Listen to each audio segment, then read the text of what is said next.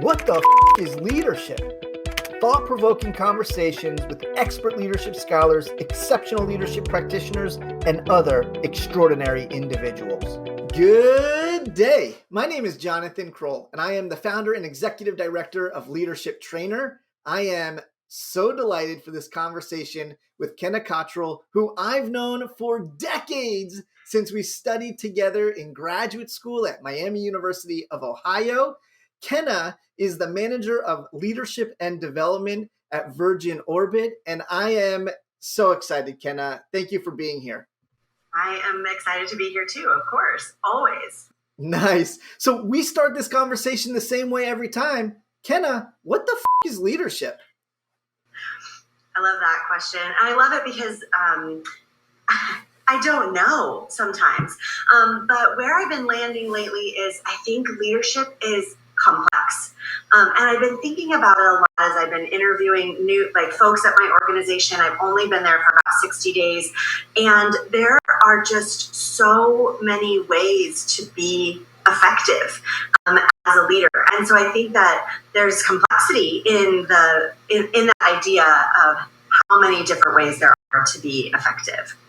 So that's where I've been landing lately. How does that land for you? That lands very well. In particular, because I keep saying to my students, whether they're in class at URI or training participants, if somebody tells you that they know what leadership is, they have the definitive answer, walk away, because they don't know.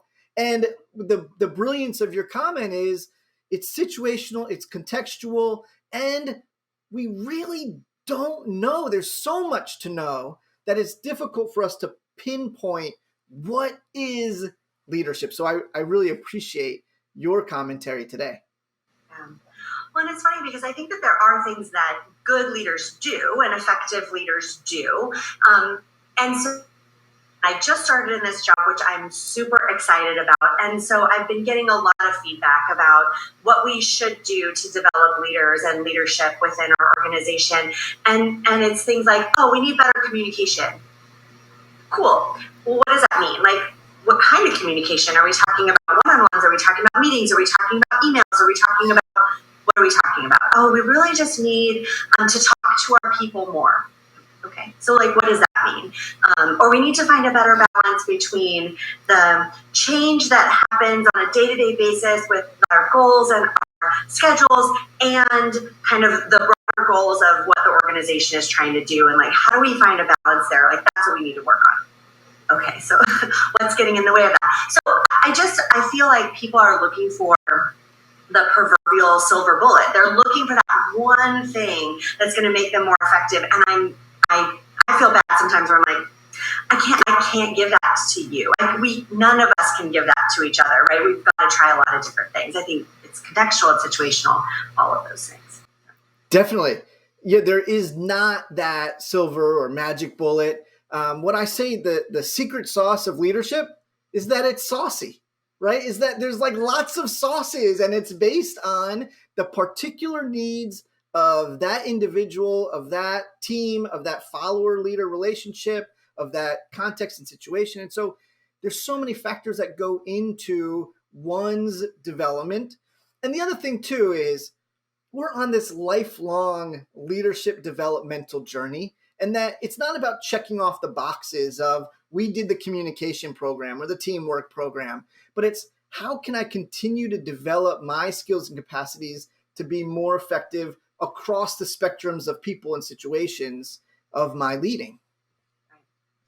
Right. And I think we learn from, thank goodness, right? We learn from the experiences that we have, which then make us more effective or less effective in new situations when we encounter them. I do think people generally get better at leadership over time, and they so long as people are reflective about their experiences and kind of experimenting at the edges of where they need to work on, and then also really leveraging their strengths and leveraging those strengths of the people around them. So I do believe that people can get better.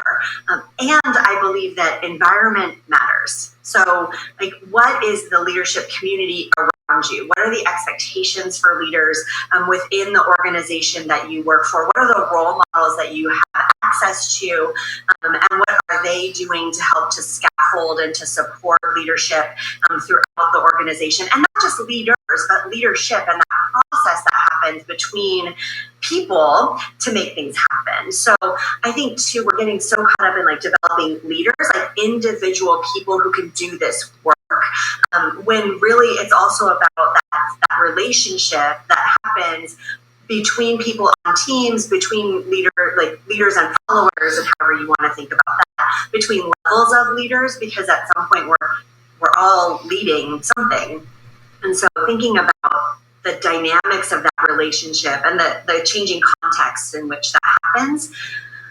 So again, complex, and whether it's complicated or not, I don't know. I mean, that's the other piece I'm trying to think through is like, is it complicated? There's lots of steps you have to take. There's lots of things you have to do. Or is it just that it's not just that 1 + 1 is 2. It's that sometimes 1 + 1 is 3. Sometimes 1 + 1 is 5, depending on all these other factors that are out of our control. So totally. Well, I love that you're bringing in complexity and systems thinking. I love that you highlight the importance of relationships in leadership, right?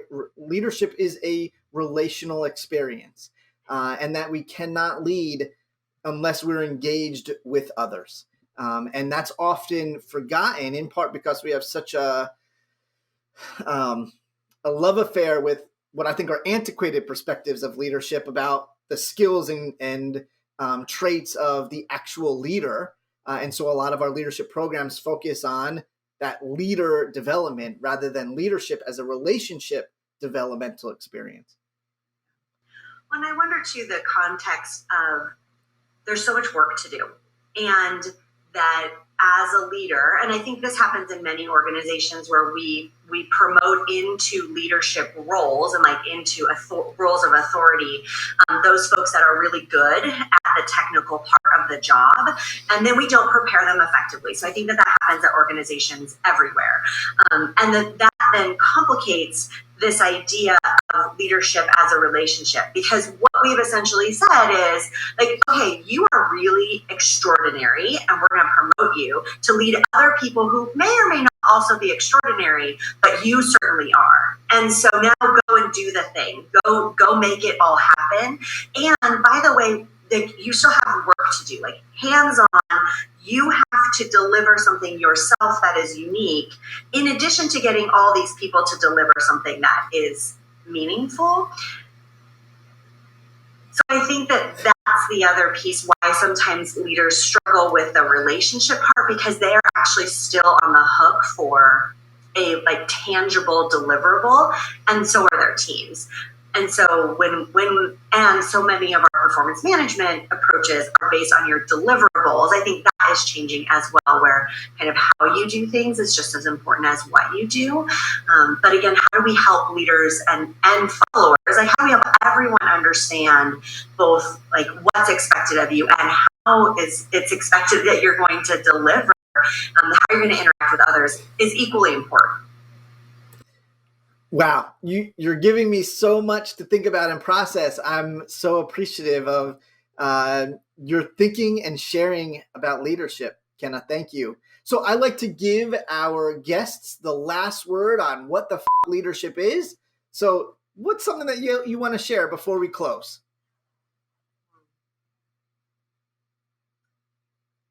Oh my gosh. I wonder, there's this great quote. So there's this great quote by Oliver Wendell Holmes, and he says, I don't give a fig about simplicity on this side of complexity, but I would give my life for simplicity on the other side of complexity. And I think that when leaders are really effective, it's not that it's not complex, but they have found a way to make it simple. And I think that's because they are leveraging their strengths. They're leveraging the strengths of others, that they understand the business and the organization that they're in, and they can keep a broader view of what to do. So it's not getting kind of caught up in the circumstances of the day-to-day, which is something that Kim Scott also said. Kim Scott from Radical Candor says, like, leadership is about overcoming circumstances, not being overwhelmed by circumstances. And so I think that's where leadership can be simple, which is what makes it seductive and makes it look a little too easy. So I'm hopeful that through all the work that we're doing, that we can make it simpler for people on the other side of it being complex. Oh, I love that. Maybe I'll change this whole series to "What the Fig is Leadership" or something like that. Kenna, yeah. I'm delighted to have had this conversation. Thank you so much for being here, but thank you also for being such an incredible friend and leadership thinker in my life over these last 20 years. It's been such a pleasure. The pleasure is mine, John Kroll. I would do anything for you. So wish you best of luck with this. And I hope that is helpful to all of your listeners and subscribers and learners. I undoubtedly believe that it is. Thank you. Thank you. Thanks for joining this conversation on what the leadership is.